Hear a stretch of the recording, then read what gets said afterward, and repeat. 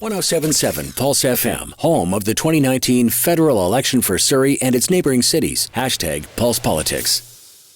Good morning. With the federal election coming up on October 21st, today's featured debate will be Burnaby, New Westminster. My name is Tara Lopez. I'm joined by Pulse FM's news director, Kevin Diakiw. Good morning, Tara. Kevin. And we do have candidates in studio from the NDP, the Conservatives, and the Green Party. We did request the presence of the Liberals, Will Davis. However, they did decline our invitation. So before we get started with our candidates debate, if we could kindly get you to mention to our listeners your name and the political party you are representing. We'll start with the Greens and we'll end with the NDPs. Whenever you're ready, go ahead. I am Suzanne de Montigny and I'm with the Green Party. I'm Megan Veck and I'm representing the Conservatives. I'm Peter Julian and I'm the Democrat candidate. Good morning, all. It's great having you all here. Big drive in here, and it's really nice to have you filling up this room to talk about some of the issues today. I want to start with Green Party's Suzanne Montigny. What on earth makes you sort of want to dive here into politics? Well, I actually had thought of going into politics when I was 28, when the referendum with Quebec was happening, and I was very disturbed by this. But then Quebec didn't win, and so I went on to become a teacher for 20 years and got married, had kids. Well, now my kids are all grown up, and I'm really, really worried about this climate crisis. Thank you very much. And Megan Veck with the Conservatives, same question. What? You're young. You should be out doing other things and running for politics, didn't you? Did my mom tell you to say that? Because she says something similar.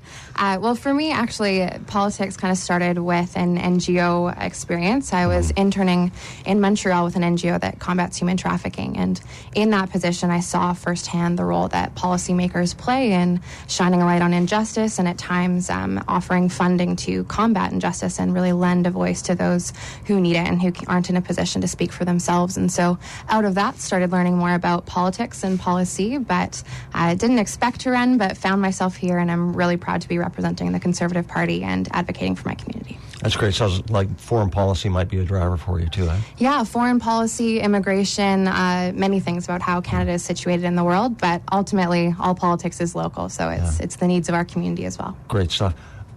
Peter Julian, this is old hat for you. What makes you keep coming back and wanting to run for politics? Well, we've helped over 15,000 families over the last few years. I've steered important legislation through the House of Commons, like compensation for firefighters and police officers' families when their family member passes away in the line of duty. But what really compels me in this election is affordability. Our families are struggling to pay for the cost of housing, to go through college and university, to pay for childcare, to pay for medication. And at the same time, my background's a financial administrator. We've seen both under the previous Conservative, now under the current Liberal government, massive amounts going to lobbyists, to corporate CEOs, overseas tax havens, $17 billion for Trans Mountain, $14 billion to banking CEOs.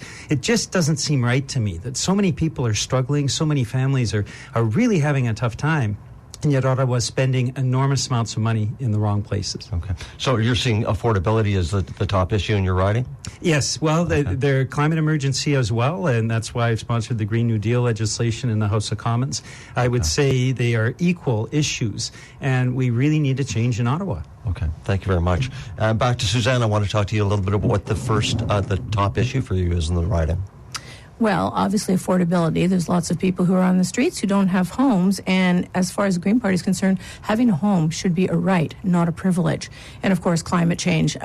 We see, I'm fairly well traveled, and that means, unfortunately, that I have a very large carbon footprint, but we have a Tesla to make up for it. But when I go abroad, I see glaciers melting, and I see the tide rising in Miami, and I've seen desertification in Central America. We've got to do something about this. Thank you very much, Suzanne Montigny. Megan Veck, what do you see as the top issue out there? Well, they're making this easy for me because affordability is what I'm hearing about most commonly at the doors. And so it's been neat. I've been listening to our leader, Andrew Scheer, throughout the course of the campaign, and he's come back to two main ideas repeatedly, and that's that a dollar in the hand of someone who earned it is better than the dollar in the hand of a politician who taxed it. And I look at that and our Conservative plan to make make life more affordable for people in the Lower Mainland, because it's hard to get by. We look at nearly 50% of Canadians are within $200 of financial insolvency at the end of each month. So $200 away from not making ends meet. That's a real problem. We look at people wanting to maybe go to school and afford their tuition, maybe purchase their first home, maybe save for retirement, maybe help their parents in retirement. And Conservatives have recognized that. So we've said that we want to leave more money in the pockets of Canadians so they can build the life they want, whatever that looks like. Perfect. Thank you very much, everybody. We're going to be spinning that wheel of issues right now. Are you ready for this, Kevin? Absolutely. And as you can see, we haven't spared any expense on this wheel. It's a real wheel, everybody. It's on the right side of the studio, right next to Kevin. And I should point out, the issues are coming up randomly. A lot of people are saying, did you pick the issues beforehand? This is actually a random deal. It totally is. So let's give it a whirl.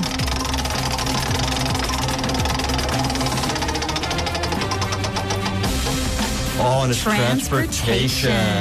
And so we're going to Megan Veck, Conservative Megan Veck on this one. Transportation, how are you going to fix this issue? Big deal in your quarter, right? Yeah, absolutely. Well, in New Westminster, public transit and the SkyTrain is really close to me, so that's something that I take quite often.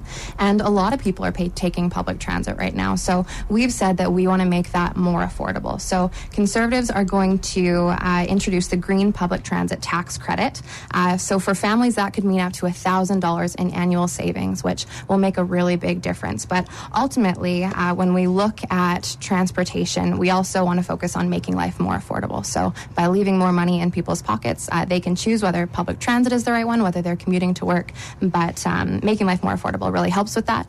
Also, when we reduce when we cut the carbon tax, that'll make it cheaper for people to fill up at the pump, which means their morning commute is going to be a little bit easier on them. I'm interested in this Green Public Tax Credit. What does it mean per rider if somebody was to take the SkyTrain each time?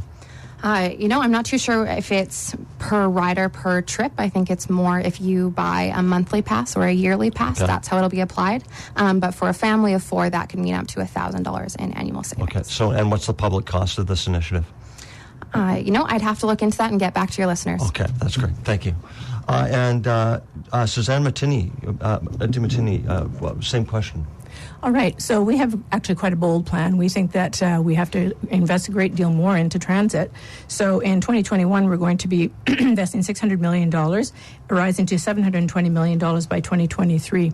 We intend to upgrade the entire Via Rail. We want to have a speed train, bullet train, so to speak, between Toronto and Quebec City, and also between Edmonton and Calgary. We also are very into this whole EV thing that's going on right now, and we'll be giving incentives to help people get into EVs. Also, we want to provide safe transportation, electric buses going from small town to small town, because that's one of the things that happened with missing and murdered Indigenous women and girls, is a lot of those girls were taken out because there was no transit. Thank you very much for that. Now, you mentioned rail corridors between Toronto and Quebec, Edmonton and Calgary. What about locally? Locally, well, we're definitely going to invest. We have to expand quite a bit more, because the thing about Vancouverites is we love transit. We have a Tesla at home, like I say, but if we're going to go downtown, we're taking transit. It's so much more fun and so much quicker. Sorry, can you tell me how you're going to invest locally?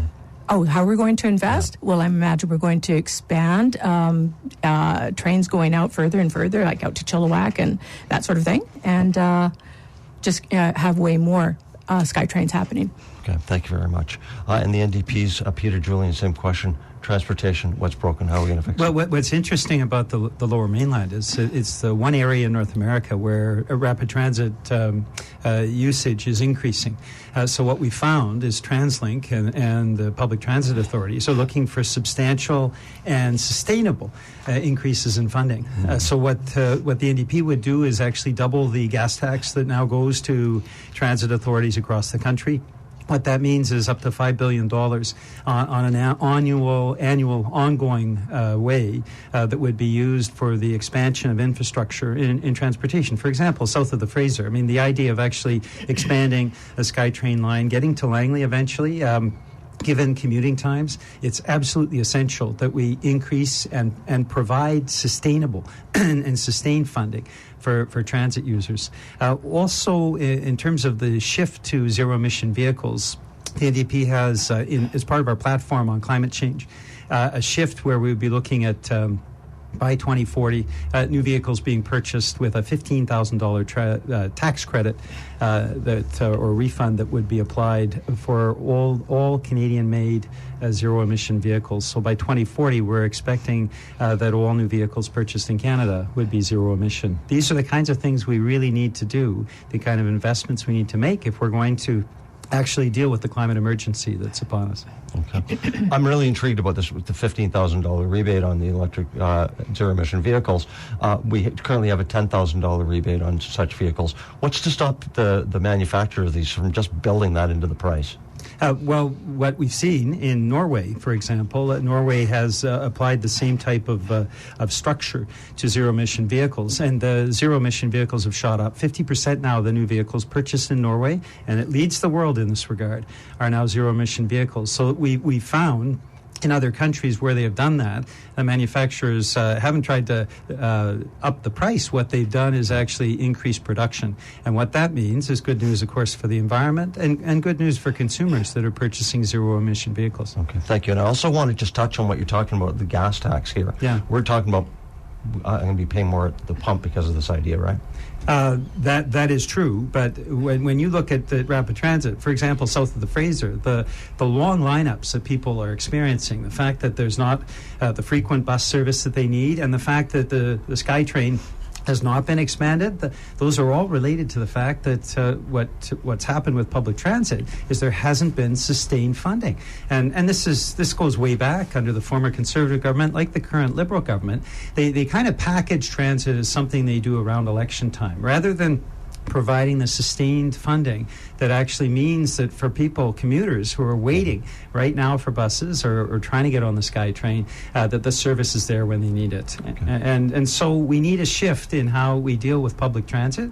And users in the Lower Mainland have already spoken. That's why rider usage is up here, unlike any other part of North America. We need now to have the funding to match it. Okay. Thank you very much. I'll tear over to you. You're listening to Pulse Politics. Today's featured debate is New Westminster-Burnaby. We do have time to spin that wheel of issues yet again. Let's give it a whirl.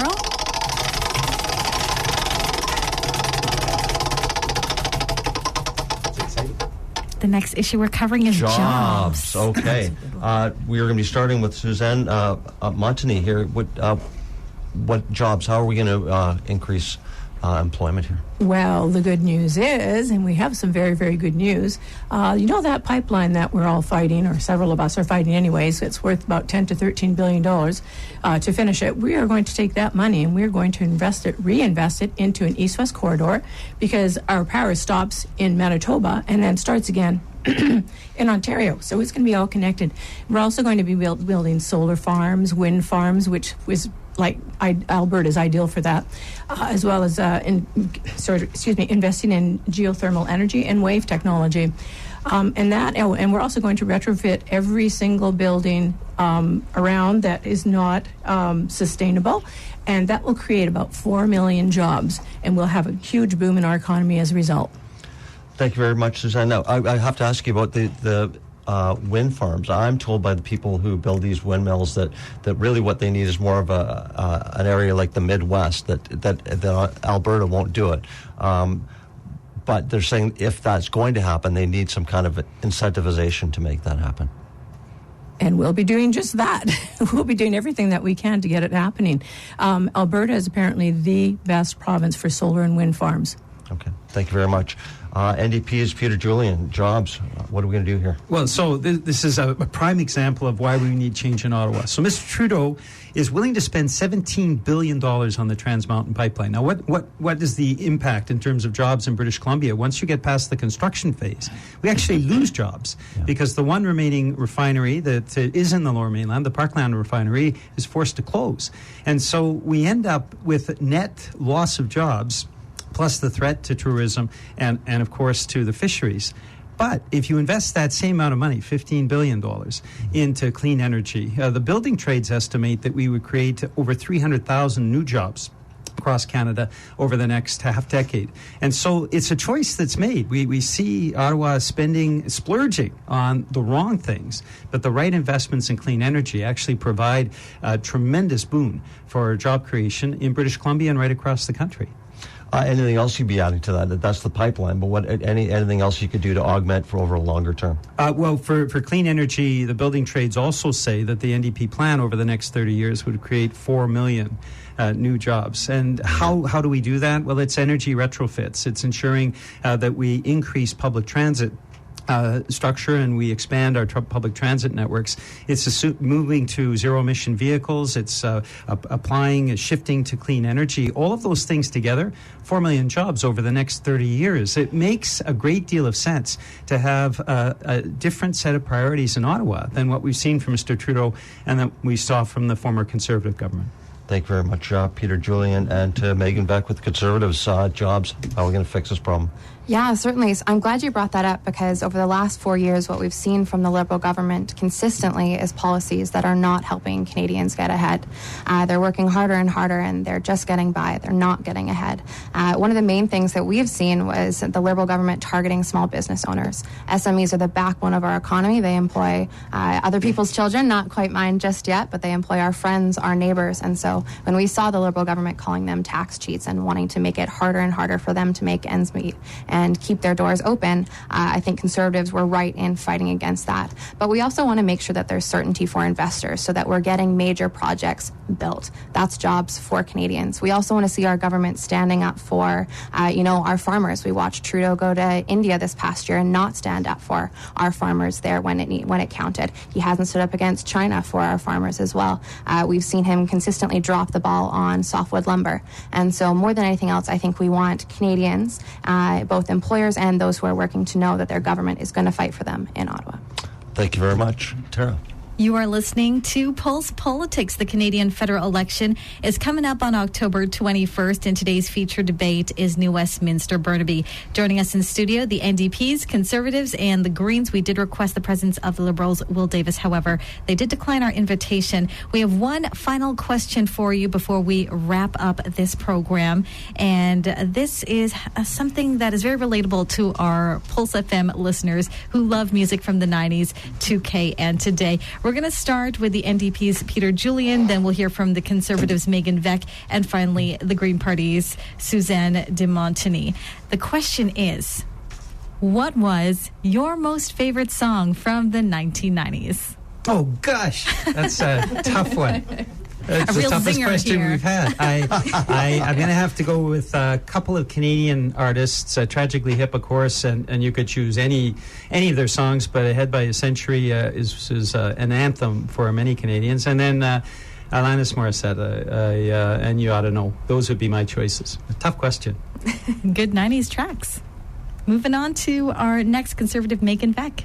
I'm a bit of an old soul. I'm 26, so I was born in the 90s, so a lot of these songs were coming out when I was a youngin', but Dave Matthews Band has always been huge in my heart. That's great. And any particular song by Dave Matthews Band that you absolutely love? I think Crash Into Me came out in the 90s. Where Are You Going is my all-time favorite, but I think that was 2002. Okay. Thank you very much for that. And finally, the Green Party's Suzanne de Montigny. Well, I happen to have what I call the greatest husband in the world. Did you know that he brings me coffee every morning and bread? He's amazing. So and he cooks, and he's fabulous. Anyway, so I would say Lovers in a Dangerous Time. The Bare Naked Ladies. Good choices. Kevin, did you want to give yours? No, I'm just kidding. Wheat Kings, Tragically Hip. All right. Good choice. Thank you very much. This has been Pulse Politics. Tomorrow on the program between 7:30 and 8 o'clock, we are going to be featuring the candidates from Port Moody Coquitlam, so it should be an exciting debate. We got to say thank you again to our candidates for coming into the studio. New Westminster-Burnaby, that's the Green Party's Suzanne de Montigny, the Conservatives' Megan Veck, and the NDP's Peter Julian. We wish you the best during the Canadian federal elections on October 21st. Thank you, guys. Good luck. Thank you. Thanks for having us. All right. Get informed with the next debate tomorrow with Pulse Mornings between 7:30 and 8 o'clock. #Pulse Politics.